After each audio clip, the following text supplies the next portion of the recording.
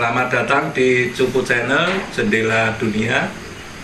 Masih ngobrol tentang manembah, tentang spiritual, meditasi Jawa.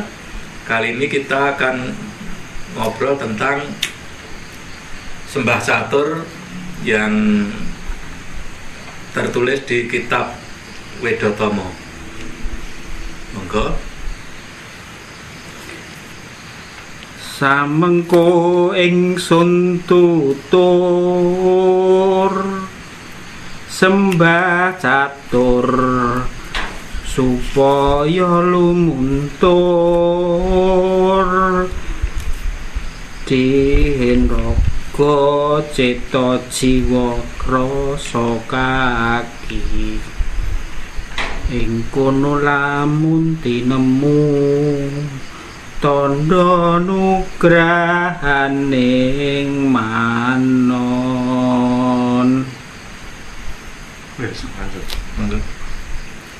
Sembah raga puniku pakartine wong amagang laku sesucine asarana saking ware kang wus lumrah limang wektu wantu wata ing wewaton.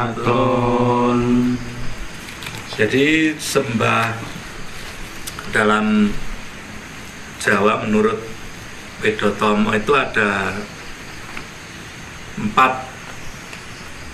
macam atau 4 kategori, yaitu sembah raga, sembah cipta, sembah jiwa, dan sembah rasa. Tadi Kang Tono sudah menembangkan tentang sembah raga. Jadi kalau sembah raga itu seperti apa, Mbak? Ya, pertama kali kita hidup di masyarakat itu tentu mempunyai pedoman hidup secara spiritual, secara mandiri. Artinya apa yang dipercayai dan diyakini dan dilaksanakan tiap hari. Dan tentu saja itu memuat suatu ritual-ritual atau kebiasaan yang harus dilaksanakan, entah itu setiap hari itu berapa kali atau seminggu berapa kali atau apa sebutannya.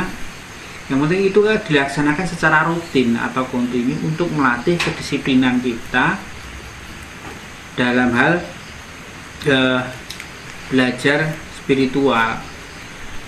Salah satu contohnya kemarin dalam episode yang telah lalu dikatakan bahwa di Kejawen atau di masyarakat Jawa sendiri itu banyak yang harus dilakukan. Itu biasanya dilakukan pada tengah malam atau tengah hari, atau pergantian dari siang ke malam atau dari siang ke malam. Itu yang sering dilakukan di orang Jawa.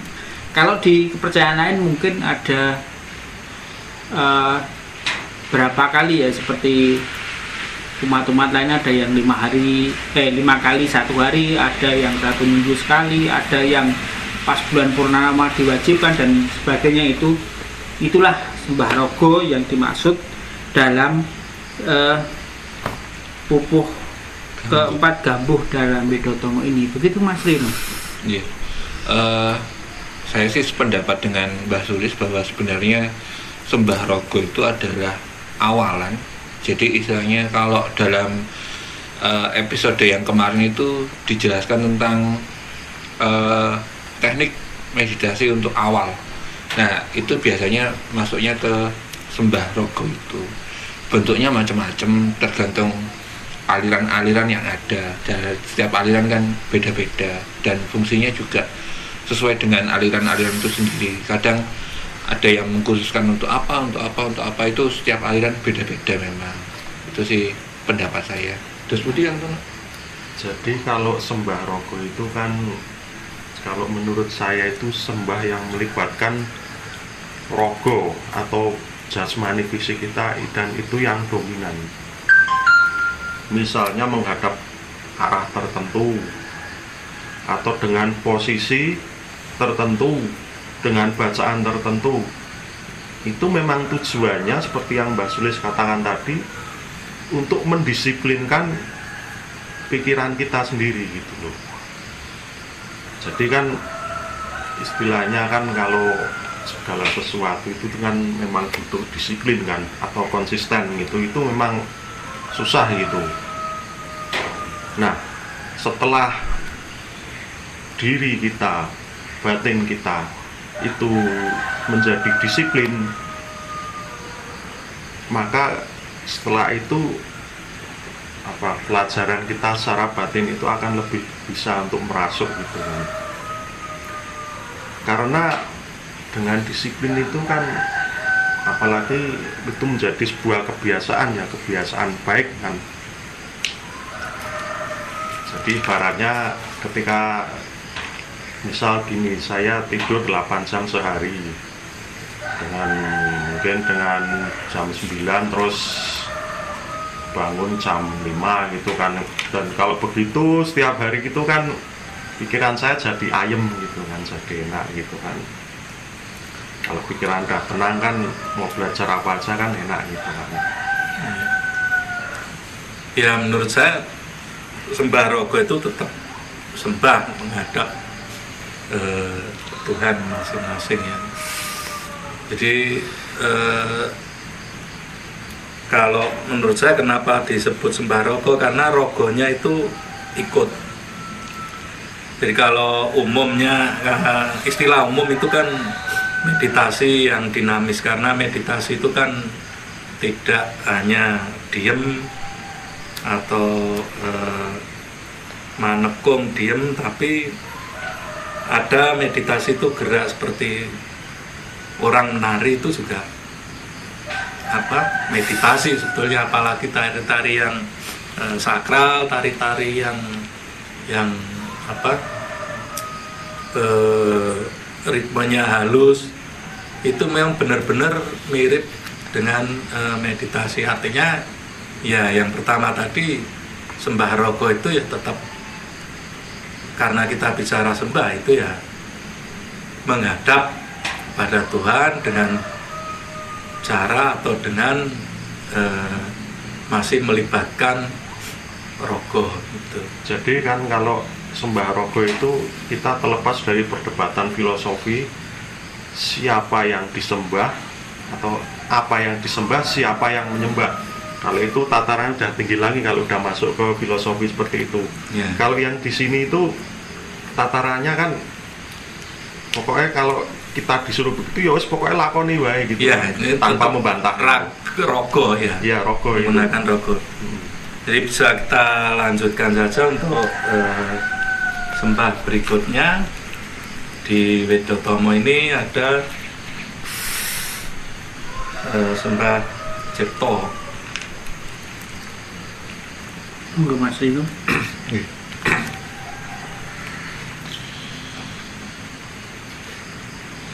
Samengko sembah kalbu yen lumintu uga dadi laku agung kang kagungan narpati patitis tegesing kawruh meruhi marang kang momong sucine tanpa banyu mung nyenyuta mring hartaning kalbu pambukane tata titi ngati-ati atetep telaten atul tuladan marang waspaos mring jatining pandulu Pando ing don dedalan satuhu lamun luku lekuting reh maliki lagiane tumlawung wengane ngalam kinaot yen wus kambah kadyeku syarat sareh sanis kareng laku kalakone saka eneng-ening eling ilanging rasa tumlawung kono adile yang manon kekari ngunggar kayun tan kayung yun mring ayuning kayun bangsa anggit yen kinikit ora dadi marmo den awas den imut mring pamuringing lelakon. Nah, ini sembah berikutnya adalah tentang sembah kalbu. Sembah kalbu ini kalau di sini dijelaskan di surat foto pertama itu. Jadi akan bisa menjadi laku. Ya, laku itu seperti yang kita bahas di episode sebelumnya. Jadi menjadi laku agungnya Narapati itu raja. Kemudian kalau kita telateni laku ini kita jalankan, itu kalau kita sudah tajam akan menumbuhkan atau membangun atau menumbuhkan tentang kauruh. Kauruh apa ya, bisa melihat atau merui yang ngomong, atau balik lagi ke diri pribadi. Iya, jadi kan kalau yang dimaksud kalbu itu kan apa ya, kalau bahasa kita itu kan hati gitu kan, kita menyembah dengan sepenuh hati kan. Jadi ibaratnya kalau yang dari sembah rogo itu kita telateni itu kan istilahnya miting tresno jalaran saka kulino kan, itu lama-lama akan timbul rasa cinta dalam hati gitu. Ini kan. sembah kalbu sih, sembah rogo sudah tadi. Layo itu kan mereview saya. Oh iya. Nah kan ketika dari telaten sembah rogo itu, maka di kalbu itu akan timbul rasa cinta, rasa tresno kan. Iya. Yang itu datangnya dari dalam kalbu. Ketika kalbu kita sudah klik gitu kan ibaratnya, maka kita akan semakin tumemen atau bersungguh-sungguh di dalam menyembah itu. Nah itulah yang dinamakan sembah kalbu itu kalau saya ini. Iya Mbak Sulis. Ya, seperti yang diungkap tadi ya, bahwa sembah kalbu itu timbul setelah sembah rogo. Artinya jadi kecintaan itu akan menimbulkan keinginan untuk selalu melanjutkan dan merasuk ke dalam kalbu atau hati kita. Karena ini sudah lakunya itu sembahnya di hati.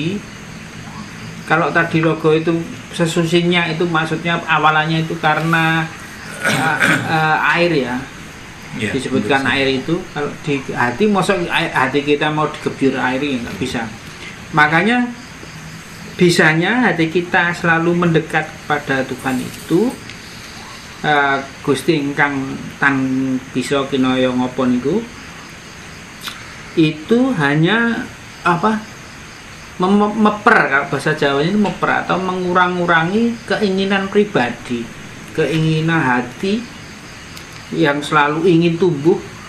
Setiap hari itu selalu menginginkan hal-hal yang menurut kita baik, itu kita peper atau kita pikirkan kembali, dan itu selalu disudo lah, kalau bahasa Jawanya disudo atau memper. Hardaning kalbu itu keinginan diri pribadi. Itu kalau dilaksanakan secara benar, secara tertata, telaten ya, titi, ngati-ngati dan hati-hati, karena tidak semuanya itu bisa nganu ya. Jadi harus hati-hati juga dalam kehati-hatian. Telaten itu akan kalau itu dilakukan kita akan memahami diri kita pribadi. Yang ngomong itu ya 4 unsur yang kita dalam episode lalu sudah disebut gitu. Yang ngomong kita, yang istilah kalau di Jawa itu memang ya nganu sing ngomong ya. Itu ya ada yang selalu mendampingi kita. Begitu Mas Ino ya. Jadi mungkin ini pendapat saya yang mungkin agak berbeda ya. Jadi kalau ini pendapat saya tentang tadi kan Gambuh 1-2 itu berhubungan. Terus kemudian yang Gambuh yang podo 11 ini berhubungan dengan yang 12, 13, 14, 15. Jadi untuk podo 11 itu penjelasannya di 12, 13, 14. Jadi yang dimaksud kalbu di sini kalau saya mengartikan hati nurani. Jadi ketika hati nurani itu istilahnya kita bisa mengerti tentang hati nurani itu sendiri, maka itu yang disebut dengan kalbu, dan lakunya adalah nuruti istilahnya apa ya, yang dijadikan panutannya adalah nurani. Nah, bagaimana cara mengerti nurani itu dijelaskan di 12, 13, 14. Jadi kayak cirinya adalah sesucinya itu tidak menggunakan fisik. Banyu yang di sini sebut fisik karena yang di awal yang rogo itu adalah bentuk fisik dari banyu atau air. Nah, caranya gimana? Caranya adalah toto, titi, ngati-ati. Toto itu artinya itu ya tertata, keteraturan. Titi itu teliti, ngati-hati itu penuh dengan pertimbangan. Kemudian tetap telaten, atul, artinya itu harus dirutinkan terus. Hal itu supaya kita terbiasa dan jadi akhirnya kita bisa was-was itu memperhatikan pandangannya lebih berhati-hati. Nah, terus dijelaskan juga di podo ke-13 ring jatining pandulu pandok ingdon dedalan satuhu. Jadi memang hal itu adalah apa ya, kayak toto, titi, ngati-ngati atau tetap ketalen atul itu adalah sarana untuk mengerti tentang hati nurani kita sendiri. Nah, kalau sudah terbiasa dan itu dijadikan laku atau perilaku keseharian, ditambahi bisa toto, titi, ngati-hati itu lebih dalam lagi ketika menggunakan ini eneng, ening, dan eling. Eneng itu artinya kita tidak terlalu kakean karep mungkin ya. Eneng itu ya tidak kakean karep, tidak pentalitan mungkin yang dimaksud. Maksudnya pikiran itu pentalitan kemana-mana. Ening itu kita mawas diri. Iling itu kita tahu aturan-aturan yang baik untuk banyak hal. Dan dari situ akhirnya kita hilang keraguan-raguan. Nah, karena kita hilang keraguan-raguan, akhirnya kita bisa memutuskan sesuatu hal dengan baik dan benar. Makanya di sini disebutkan adile yang manon, karena kita tidak ada keraguan-raguan dalam memutuskan hal tersebut.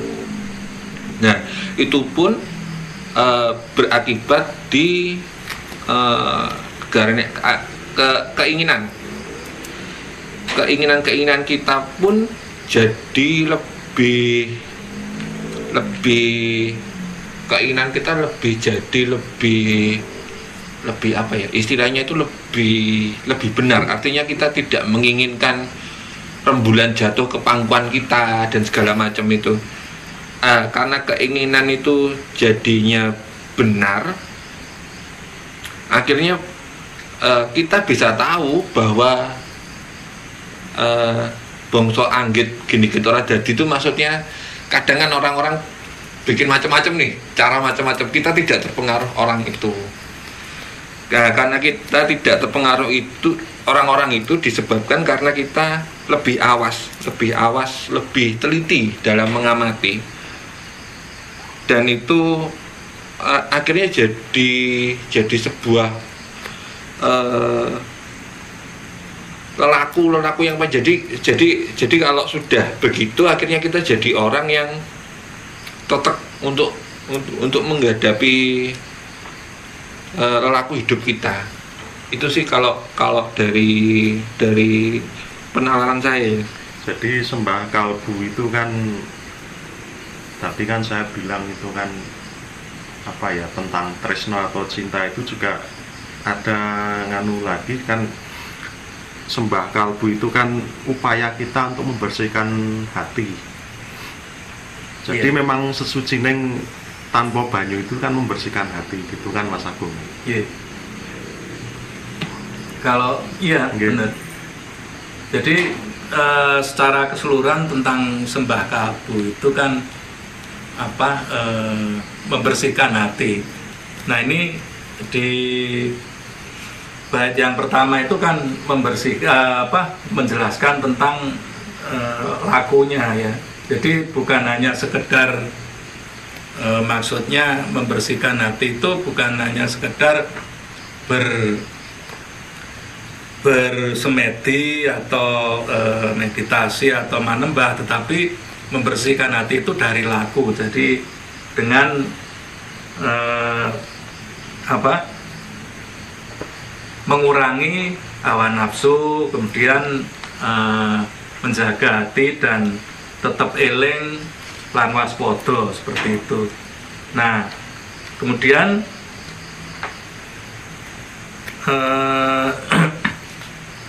dari situ pembukanya, kemudian ketika kita sudah mulai manembah itu akan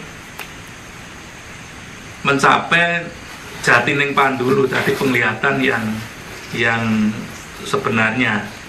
Jadi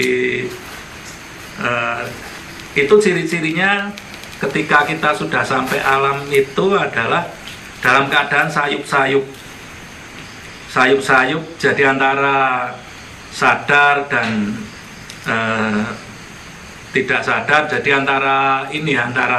antara mimpi dan sadar. Jadi dalam keadaan liep alayap aluyup itu ya. Jadi ya seperti itu ketika gerbang menuju kalbu itu, sembah kalbu meditasi atau semeti kalbu itu mulai terbuka, itu perasaannya itu semacam sayup-sayup begitu, sehingga itulah tandanya terbukanya alam Tumaluwung tadi. Jadi alam kinaot yang mau kita jalani. Kemudian kalau sudah sampai di situ, itu akan membuat kita semakin sabar, semakin tenang, sareh, jadi hening. Kemudian tahap berikutnya itu ketika rasa itu sudah mulai didapat, kemudian sayup-sayup tadi hilang, itu kita bisa merasakan adiling yang manon. Jadi ya begitu, itu apa, memang benar-benar rasa yang di itu sebagai anugerah Tuhan sebetulnya. Nah, ketika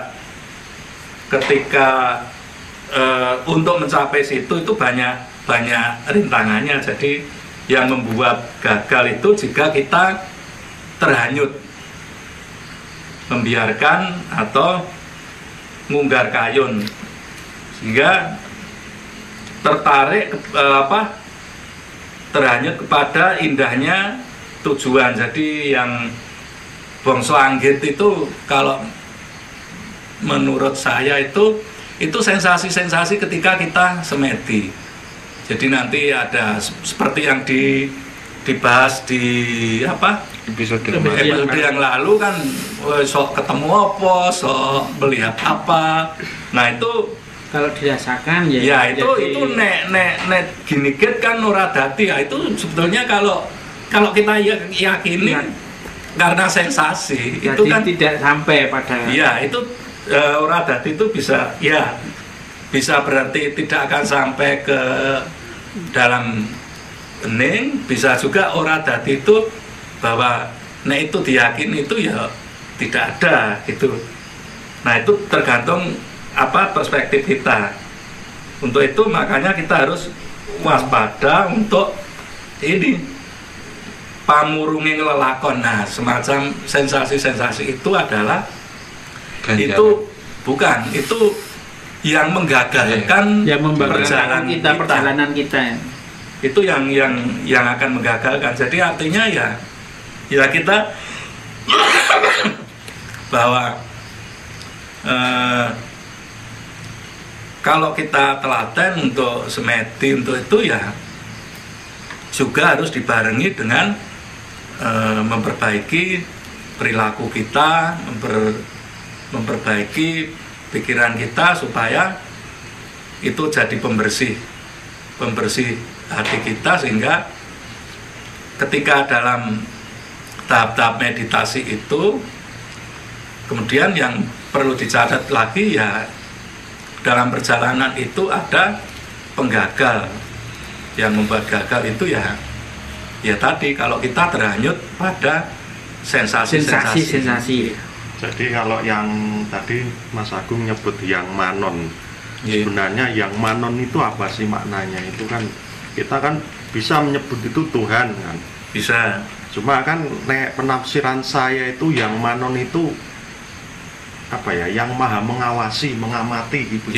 Jadi bisa diibaratkan kayak mata yang mengawasi segalanya gitu. Atau bisa mungkin kesadaran, tapi kesadaran yang lebih agung gitu kan.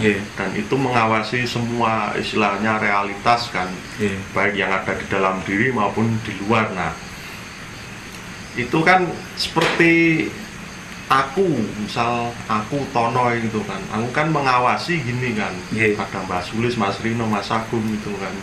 Cuma kalau ini sudah diambil sama yang manon itu, aku itu sudah tidak ada, sudah wis luruh gitu kan. Kalau sudah manunggal istilahnya mata pengawasan saya gitu kan, saya jadi bisa melihat segalanya. Walaupun egonya tentu bukan ego saya lagi gitu kan, sudah tidak ada, ego Tono itu sudah tidak ada gitu kan. Yang ada ya yang manon itu. Nah itu kalau saya gitu kan, kalau kita ngomong yang manon itu. Ya itu kalau dalam 11-15 ini memang kalau dilihat intinya pas kita meditasi atau sembah kalbu ini ada di 13 ini. Jadi kita pertama kali harus satu pandu, artinya kita harus tekun bener pandu ingdon dedalan satu. Jadi secara rutin itu melakukan meditasi itu. Terus namun lugu leguting reh maligi, hanya satu tujuan yang dituju, yaitu kembali ke menyambung ke Tuhan yang Maha Esa itu ya. Terus lagiane itu malawung, lagiane itu kalau di sawang, kalau orang lain mengenai kaya wong ngalamun, itu melawung itu ngalamun dia. wengane ngalam kinaut ya, seperti kita kalau pas meditasi itu seperti ngalamun, terus kita akan melihat hal-hal terbukanya alam berikutnya gitu. Tuh. Kalau sudah seperti itu, you know, ya itu mengo ya. Ya, mengo itu membuka. Ya, kinaut itu sudah terbuka ya. Ya. Kemudian kalau sudah seperti itu, syarat sanis kareng laku penuh dengan laku ya. Semua laku itu sudah kecakup, kelakone, nah itu kalau bisa seperti itu, kelakone itu soko eneng eling. Ya. Itu dari sabar sampai istilahnya ya tenang ya. Tenang akhirnya ke hening. Nah, terus ilangi rasa tumlawung itu hilang semua lamunan itu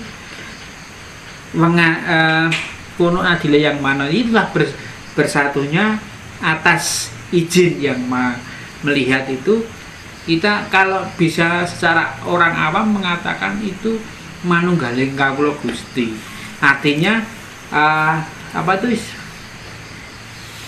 winisesa wis kawisesan itu. Ini memang agak susah untuk mengartikan ini loh. Kono adiling yang manon ini karena kan perspektif kita adil itu kan imbang atau sesuai betulnya apakah ini kalau disambung dengan konteks bahwa itu perjalanan sembah kalbu itu kan nggak nyambung. Tapi ini ditulis adil. Kalau menurut saya sih ya ketika kita sampai di situ itu ya baru kita bisa merasakan tentang kebesaran Tuhan bisa juga bahwa kita sampai di situ itu ya berkat keadilan Tuhan bahwa bisa seperti anugerah adil ini bisa diartikan anugerah ini bisa seperti itu Mas Agung. Tapi kalau persepsi saya sih adiling yang manon itu kan ketika yang manon istilahnya beliau itu melihat apa adanya, istilahnya tidak dengan persepsi gitu loh. Misal saya melihat kayak ini barang dia Allah elek gitu, jelek, tapi bagi yang manon itu tidak. Cuman kan ini konteksnya dengan perjalanan sembah kalbu itu tadi. Ya makanya ini kan jadi nyambungnya ke objektivitas yang melihat itu. Jadi semakin objektif itu semakin adil. Itu loh maksudnya. Jadi ya ini nambahi, artinya kalau dari tadi saya mendengarkan rembukan tadi kan setidaknya kita berempat ada kesepakatan, walaupun tidak ada kata yang benar-benar sepakat ya tapi ada kesepakatan bahwa yang podo 11 itu yang kemudian diterangkan di podo 12, 13, dan 15 ya. Jadi bentuknya itu adalah 11, penjelasannya di 12, 13, 14, 15 ya. Ini sampai Anur kan penjelasan tentang artinya tata cara dan jadi sebenarnya sembah kalbu itu kalau yang di ini ya, yang kita mengacu ke yang 13 ya, pada 13 kan, jadi sembah laku itu adalah sebenarnya sebuah metode yang agung itu bisa diartikan yang baik ya, atau yang apa ya, yang besar lah, yang besar atau yang apa ya? Ya agung gede. Ya, lagi agung. Ya. Laku agung. Nek ora gede. Laku agung kang kagungan Naropati. Artinya itu memang laku-laku orang yang benar-benar untuk mencari gitu. Maksudnya untuk yang Naropati ini adalah orang-orang utama. Jadi bisa diartikan memang itu laku-laku. Iya, laku-laku khusus ya. Maksudnya memang mungkin diajarkan pada semua orang, tapi untuk bisa itu ya kembali lagi ke podo-podo sebelumnya, memang kanugrahan yang agung gitu loh. Maksudnya memang untuk mengerti hal itu adalah kanugrahan. Sebab kalau disebut kanugrahan itu kan memang bukan kayak baca tulis ya. Baca tulis kan semua diajarkan pasti bisa gitu. Itu memang untuk mengerti hal itu memang kanugrahan yang agung kalau kita mengacu pada pupuh-pupuh sebelumnya. Dan memang kayak Jatining Pandulu, terus Wenganing Alam Kinaot, terus kemudian Ilanging Rasa Tumlawung, Gegaraning Unggaraning Kayun. Nah, itu sendiri adalah pemahaman-pemahaman yang sebenarnya adalah hal-hal yang dipahami ketika kita mengolah kalbu. Maksudnya kita mengolah kalbu, kita ke sana. Makanya kan banyak orang yang cerita gini, telenging kalbu kadang, terus bingung. Kalau ada pusatnya kalbu, ya nggak pusat berarti yang mana gitu. Artinya memang kalbu sendiri itu, kalau persepsi saya, kalbu sendiri itu memang bertingkat-tingkat dan bentuknya itu macam-macam gitu. Artinya kan di sana itu juga ada persepsi, ada macam-macam lah, tergantung dari orangnya masing-masing juga. Kalau menurut saya sih, kalau telenging kalbu itu ya intinya jadi apa, dalamnya itu, karena kan kalbu itu kan tidak berwujud, tidak berwujud, makanya telenging. Jadi pikiran pun kan ada sampai telenging pikir, itu kan pemikiran yang dalam yang itu kalau benda itu bahasanya bukan telenging tapi galih. Ada galih asem itu pusatnya, asem galih kelor itu pusatnya. Istilahnya jadi, kemudian ada galih kangkung itu ya. Ya, kan nggak mungkin galihnya kalbu, atine ati kan nggak bisa. Galih itu kan ati. Nah, itu liver. Susah kan. Jadi memang apa, bahasa Jawa itu istilahnya angel. Nanti nek galih kelor, mosok kelor nek atine ya, kan nggak bisa kita pahami secara apa? Iya memang. Tekstual seperti itu. Ada lagi kalau istilahnya telenging rasa gitu. Itu sebenarnya juga mirip-mirip sama telenging kalbu. Kan kalau kalbu itu kan lebih ke dada atau di hati gitu lah, bukan liver ya. Cuma ini agak ini menarik sekali kan, karena gini, di Wedotomo ini ternyata kalau secara umum spiritual kan, bahwa iya wis meditasi atau semedi atau berdoa atau apalah itu. Nah, ternyata di Wedotomo ini dijelaskan, bukan hanya dijelaskan, tapi ada perbedaan loh. Ini ada oke lah kalau sembah rogo kita itu ritual seperti itu kan. Tapi ada sembah kalbu, sembah roso yang akan kita bahas berikutnya, dan terakhirnya sembah cipto ya, atau ini loh. Sembah kaki.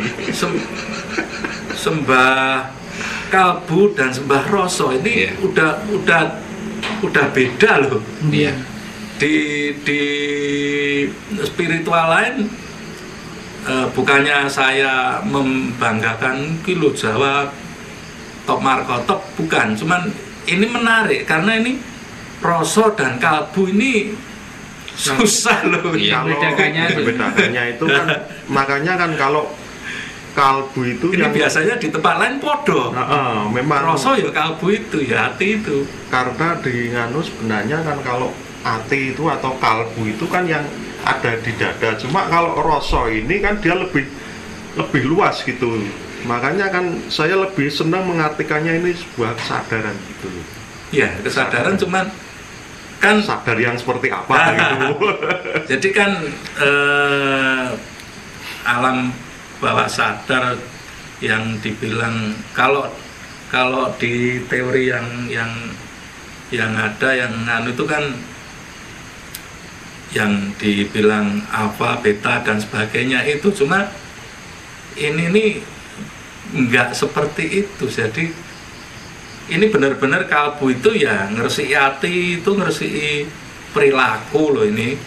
Jadi bukan hanya sekedar kita ritual dok, tapi pembersihnya supaya kita bisa sampai ke alam yang tadi,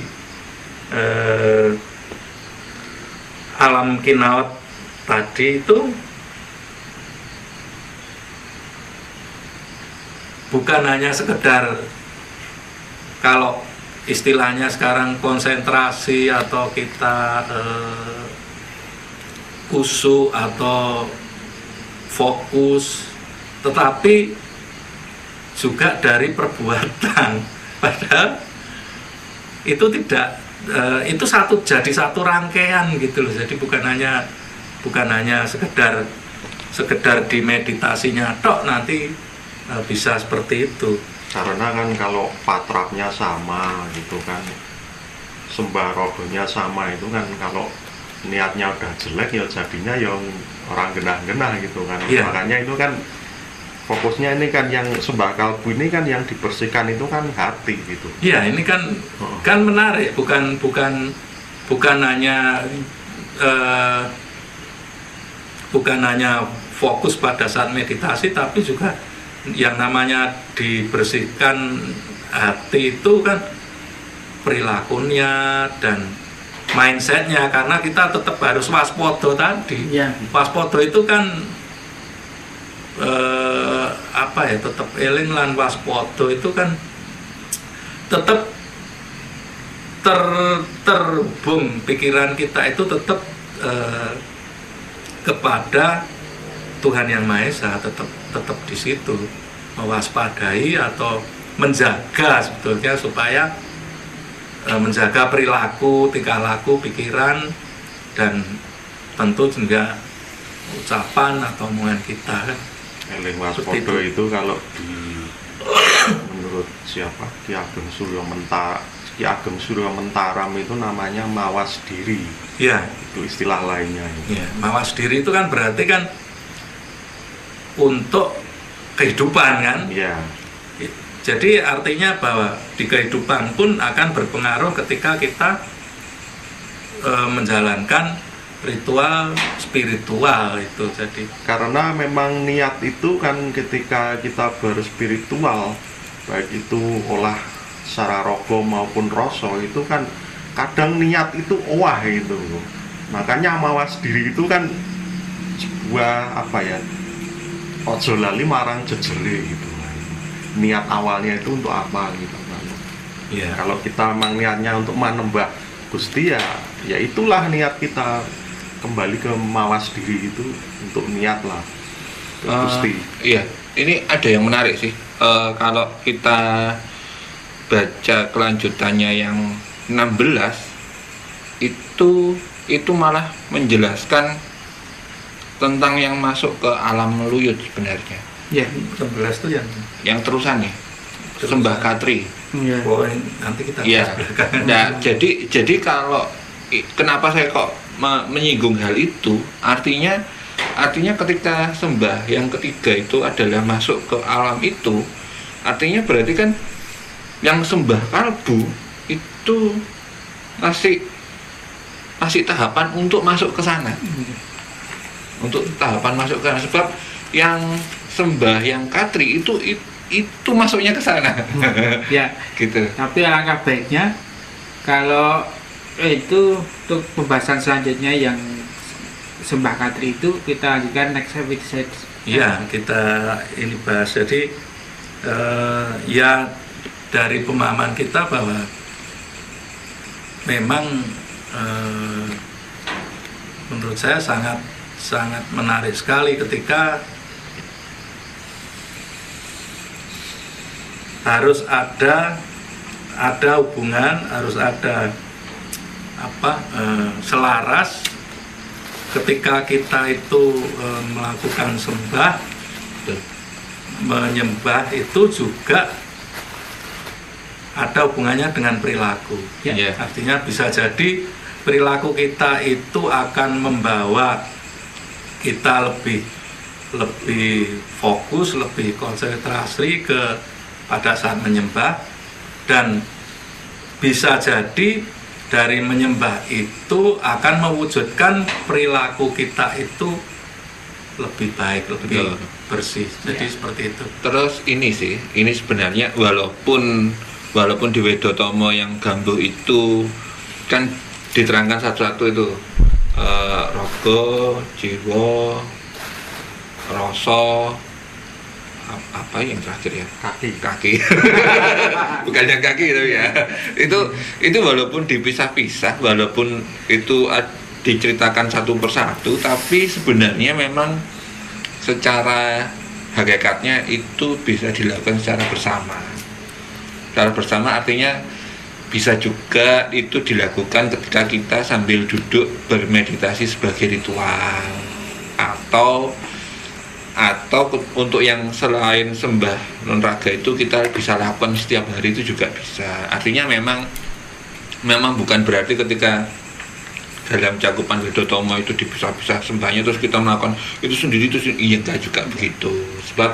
Sebab untuk memisahkan rasa, jiwa, sukma sendiri itu kan sendiri juga sebuah hal yang bukan sebuah perilaku yang fisik yang bisa kita lihat dengan mata. Kalau yang ritual kan memang bisa kita lihat mata ya, tapi kalau yang non fisik itu kadang-kadang susah untuk dilihat dengan mata. Kalau saya sendiri malah melihatnya itu dari rogo. Terus rogo kalau di nganu kan rogo, cipta, jiwa, rasa itu kan dari yang paling kasar hingga menuju yang paling halus gitu loh. Yeah. Cuma kan bawaannya tiap orang itu beda-beda. Ada yang dia sudah bakat dengan rasanya itu, yang dengan kesadarannya itu yang sudah tinggi lah ibaratnya, sudah halus gitu. Cuma dia rogonya belum sampai gitu loh. Jadi pembelajaran itu tidak harus mulai dari yang rogo dulu. Kadang yang dari jiwa dulu bisa, atau yang dari cipta dulu, tergantung bakatnya si orang itu. Atau nanti kan ketika itu istilahnya sudah paripurna, maka keempat-empatnya itu kanggo semua itu loh. Karena itu adalah apa ya, unsur dalam diri kita gitu. Jadi kalau menurut jenengan berarti empat ini memang empat macam atau empat tahap? Ya kalau kita mau istilahnya meguru itu ya biasanya diajari dari awal, dari sembah rogo dulu. Cuma kalau di dalam prakteknya itu, kalau bahasanya itu kepekaannya itu beda-beda loh. Ada yang dari rasa dulu gitu kan. Yeah. Cuma kalau bisa nanti kalau dia sudah misal dari sudah tatarannya sudah rasanya sudah peka gitu kan, itu bukan berarti dia terus mengabaikan yang rogo ini gitu loh. Jadi dia harus belajar dulu yang 1 sampai 3 tetap gitulah. Supaya berarti itu seperti Mas Rino tadi bisa semua dilakukan bersama-sama. Bisa, karena memang pada akhirnya nanti semua ini dilakukan bersama-sama, istilahnya secara berimbang lah, sesuai porsinya lah gitu. Ya, ini mungkin pemahaman yang berbeda ya. Pemahaman yang berbeda itu jadi ada di istilahnya literasi di Jawa itu tentang katur onggo, atau banyak yang menyebutkan dengan nama katuranggan, walaupun umumnya itu biasanya kadang dibuat hewan. Cuman katuronggo sendiri itu adalah ilmu basic, bukan basic sih, itu ilmu yang jarang maksudnya nggak banyak yang tahu juga. Jadi katuronggo sendiri itu adalah ilmu yang berbasic dari pemahaman spiritual sebenarnya. Jadi kalau sudah sampai tahapan ini, nanti di ciri fisiknya keluar ini, di tahap ini nanti keluar ciri fisiknya ini, entah dia bisa atau tidak nanti. Jadi fisik itu sebenarnya tidak bisa menipu bahwa dia sampai mana tahapannya. Itu ada sebuah. Maksudnya ciri fisik itu seperti apa? Jadi ciri fisik itu salah satu contoh kayak, wah paling cerita aku. Jadi salah satu contoh gini, yang paling umum itu biasanya kalau orang suka memperhatikan orang, itu salah satu ciri fisiknya adalah ini alisnya, alis itu tubuhnya bulunya lebih panjang. Itu salah satu ciri fisiknya. Terus kemudian temu alis Ini kabeh. terus itu salah satu. Tapi saya yang paling umum itu gini loh, perilaku itu menyebabkan perubahan bentuk. Jadi kalau orangnya suka makan pasti gemuk, kalau nggak suka makan pasti kurus. Pada dasarnya sih basic pemahamannya seperti itu. Tapi itu diambilkan ketika mengetahui spiritual itu nanti bakal keluar dalam ciri-ciri bentuk fisik di badan. Jadi ada yang sampai itu keluar ciri-ciri tertentu pada tulang, keluar pada ciri-ciri tertentu pada rambut, keluar ciri-ciri tertentu pada kulit dan sebagainya. Makanya kan kalau orang Jawa dulu itu ada namanya itu, kalau di wayang itu apa ya, menceritakan bentuk wajahnya kayak apa, anunya kayak apa, itu kadang ada sedikit muatan dari Catur Onggo itu sendiri. Makanya kan zaman dulu kan orang-orang itu sukanya gerabak rambut. Oh, bocah iki nganu, bocah iki apa gitu. Dari bentuk kekasaran rambutnya dan segala macam itu bisa ditelisik dari sebenarnya pemahamannya dari gelombang yang dihasilkan otak, karena otak itu kan dekat dengan kulit rambut. Jadi tumbuh. Jadi itu bisa untuk gambaran bahwa cara berpikirnya orang itu seperti itu. Itu tapi ya rambut terus itu. Ya, itu kan memang ada ciri-ciri yang ya, tapi memang sebelum kita lebar, ini sudah melebar ya. Iya. Kita tutup. Baik, kita sampai di sini dulu pemahaman tentang sembah kalbu. Kita akan lanjutkan sembah rasa dan sembah jiwa berikutnya di episode selanjutnya. Sampai jumpa.